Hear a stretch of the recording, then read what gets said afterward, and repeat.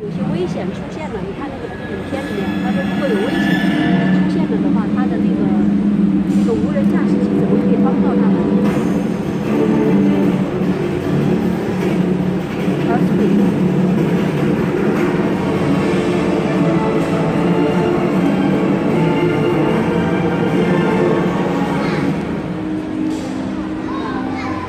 ？While conditions are still risky and uncertain, unmanned systems can be deployed to conduct a preliminary assessment of the disaster site.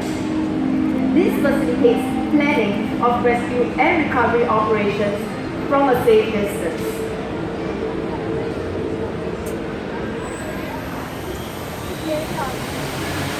The U-Star-Y is optimized for urban operations. Its modular design allows it to be stored in a backpack and be reassembled within minutes. With an operational range of 3,000 feet and a maximum altitude of 1,000 feet, this UAV is not equipped to support a wide range of applications autonomously. Providing command and control of the unmanned system is the Ground Command Control Station, the GCCS.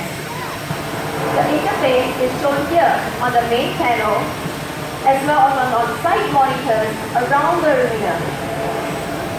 The GCCS is designed to be generic, scalable, and portable, allowing easy integration with different types of unmanned platforms. If I could draw your attention to the right-hand side of the main panel and side monitors, you can see real-time images captured by the UAV. For this demonstration, targets in the arena have been marked with an X to represent drop-off points for medical and food supplies. These targets are identified by the UAV and their locations sent to the Multiple UAVs are able to operate in the same area autonomously, coordinating and collaborating with each other to maximize the search coverage area of the disaster site. The decentralized nature of this collaboration allows continuous operations even in areas with weak